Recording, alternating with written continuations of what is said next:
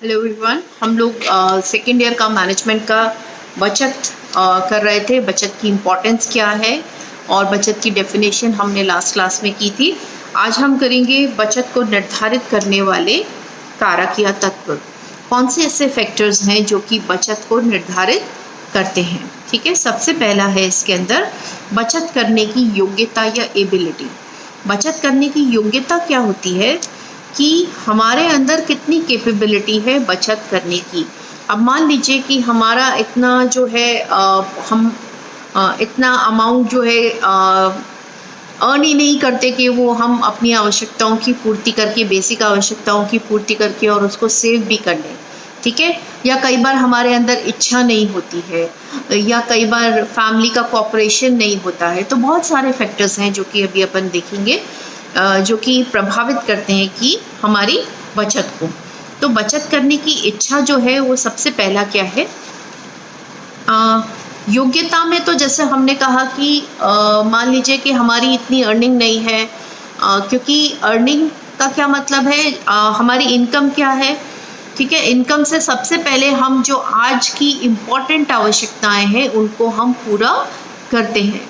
अगर उसके बाद में जो अमाउंट हम सेव कर पाते हैं, बचा पाते हैं एक्सपेंडिचर के बाद में, उसी को हम सेविंग कहते हैं। तो अगर हमारे अंदर इतनी योग्यता नहीं है, हम इतना कमा नहीं रहे हैं, तो हम सेव नहीं कर पाएंगे।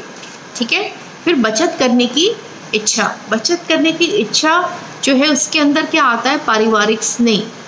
पारिवारिक स्नेह क्या होता है, या फैमिली अटैचमेंट जो है हमारी सेविंग को कैसे प्रभावित करता है। क्योंकि जब भी हम फैमिली के अंदर कोई डिसीजन लेते हैं तो उसमें सभी सदस्यों का जो है कोऑपरेशन जो है वो आवश्यक होता है। अगर सब लोग कोऑपरेट करते हैं तो हम उस जो भी हमारी प्लानिंग है उसको हम एक अच्छे से एग्जीक्यूट कर सकते हैं। अदरवाइज़ कोई जो है कहेगा कि नहीं, मुझे तो इतना पैसा चाहिए ही, मुझे तो ये काम करना ही है।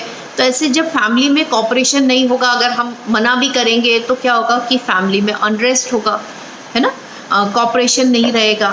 तो पारिवारिक स्नेह होगा तो फैमिली में जैसे बड़े जो होते हैं वो भी अपना सेविंग करते हैं। बहुत सारी आवश्यकताएं, ऐसा होता है ना कि जनरली जो पेरेंट्स होते हैं वो अपनी बहुत सारी आवश्यकताओं को साइडलाइन कर देते हैं जस्ट बिकॉज कि बच्चों की आवश्यकताओं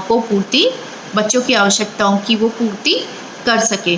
ठीक है, तो पारिवारिक स्नेह का होना ज़रूरी है सेविंग करने के लिए, क्योंकि एक दूसरे के साथ में कोऑपरेशन भी तब आता है जबकि हमारे अंदर एक दूसरे के प्रति स्नेह की भावना हो। फिर है दूरदर्शिता या फोरसाइटेडनेस। ठीक है, फोरसाइटेडनेस क्या है कि हमें भविष्य के लिए सोच कर चलना चाहिए। ठीक है कि आज हमारे पास में कोई प्रॉब्लम नहीं है, सेहत अच्छी है, सब कुछ अच्छा है, लेकिन अगर हम दूरदर्शी नहीं होंगे कि आज तो ठीक है ये हो गया, लेकिन जो है 4 साल बाद ये बच्चा जो है कॉलेज में आएगा, इसको ये पढ़ाई करनी है, तो उसके लिए इतने पैसे की आवश्यकता होगी जो कि एकदम से नहीं आ पाएगा। ठीक है, तो इस प्रकार की दूरदर्शिता हमारे हर लॉन्ग टर्म गोल के लिए हमारे अंदर होनी चाहिए, जिससे कि हम उसके अकॉर्डिंग अपनी इनकम को प्लान करके और उसकी सेविंग करें। ठीक है, तो ये दूरदर्शिता होना ज़रूरी है, तभी हम बचत जो है वो कर सकते हैं। फिर है सामाजिक प्रतिष्ठा। सामाजिक प्रतिष्ठा को बनाए रखने के लिए भी हम सेविंग करते हैं कि हमारी फैमिली की ये प्रतिष्ठा है, समाज में ये नाम है, तो हमें अगर जो भी काम करना है उस प्रतिष्ठा, उस नाम के अकॉर्डिंग हमें करना पड़ेगा। कि हमारे परिवार में सब लोग बहुत पढ़े लिखे हैं, तो बच्चों को भी हमें अच्छी एजुकेशन देनी है, अच्छे से पढ़ाना है ना। तो ये बहुत सारे जो है ऐसे फैमिली प्रेशर्स होते हैं जिसकी वजह से हम सेविंग करते हैं। फिर है स्वभाव या नेचर। देखिए जनरली बहुत सारे लोगों का ये स्वभाव होता है कि वो आज में जीते हैं। ठीक है, अपना जो भी इनकम है, जो भी पैसा है, उसको खर्च किया और ख़त्म। ठीक है, आज की आवश्यकताएं पूरी होनी चाहिए। और कुछ लोगों का स्वभाव होता है कि जो बहुत पैसे को सोच समझकर खर्च करते हैं, या उनके स्वभाव में ही होता है सेविंग करना। तो ये नेचर पे भी डिपेंड करता है कि हम कितनी सेविंग करते हैं या किस प्रकार से सेविंग करते हैं। ठीक है, फिर है वृद्धावस्था। वृद्धावस्था के लिए जो है वो भी हमें ध्यान में रखकर जो है हम अपनी सेविंग करते हैं कि हमें कहीं ना कहीं वृद्धावस्था को लेकर एक इनसिक्योरिटी होती है कि मैं रिटायर होऊंगा या तब मेरी इतनी अर्निंग नहीं होगी, हो सकता है कोई बीमारी हो जाए या मुझे एक हेल्प की भी आवश्यकता हो सकती है ना। तो बहुत सारी चीज़ें हैं जो वृद्धावस्था को लेकर हम अपने दिमाग में रखते हैं और उसको ध्यान में रखते हुए जो है हम अपनी सेविंग को करते हैं। फिर नेक्स्ट है समाज सेवा।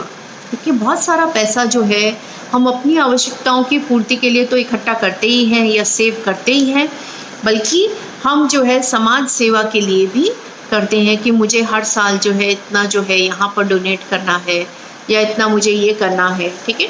उससे क्योंकि ये हमारी हैबिट के अंदर ही होता है कि हमें जो है किसी को डोनेशन देना है, सिर्फ अपने लिए ही नहीं करना है, हम जिस समाज में रह रहे हैं उसकी भी प्रोग्रेस हमें करनी है, उसको भी हमें साथ में लेकर चलना है। तो ये सब चीज़ें जो हैं ये हमारी बचत करने की इच्छा के अंदर आता है कि हमारी ये जो इच्छाएं हैं ये हमें प्रेरित करती हैं बचत करने के लिए। अब थर्ड पॉइंट है वो है बचत करने की पर्याप्त सुविधा। देखिए बचत करने की पर्याप्त सुविधा होना भी आवश्यक है, तभी हम जो है बचत करते हैं। अब सुविधा कैसे है?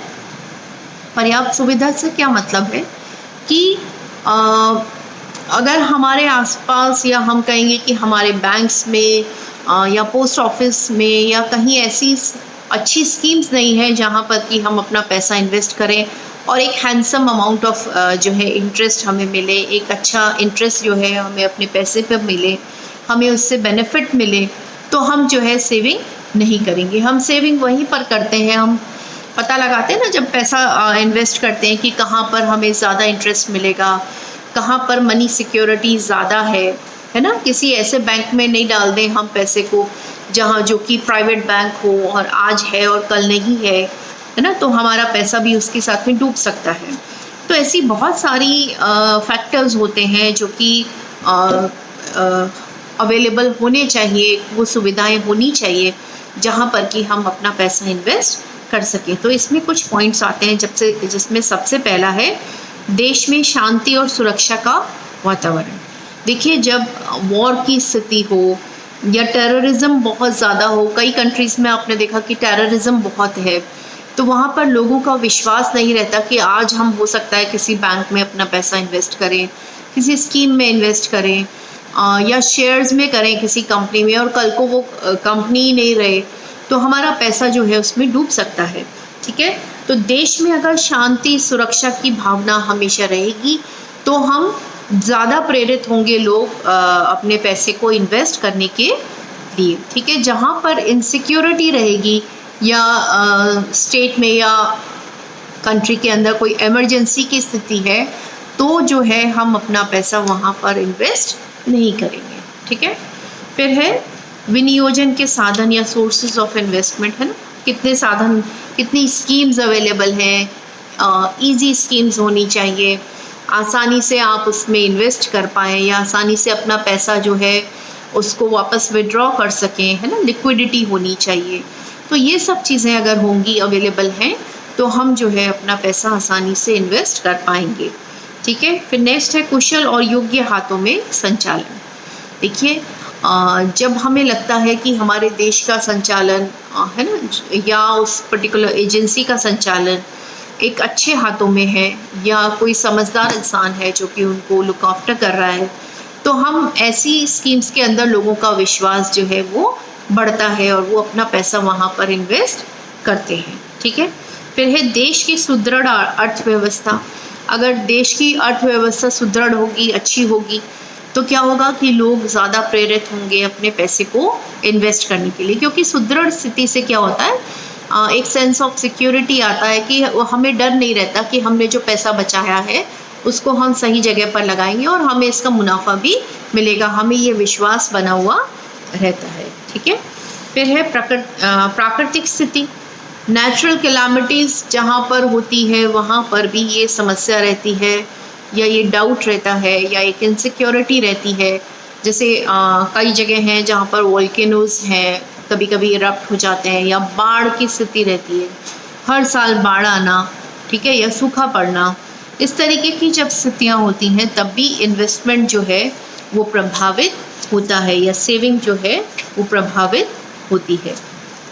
तो ये हमारा चैप्टर था बचत की परिभाषा, इसका महत्व और इसको प्रभावित करने वाले कारण।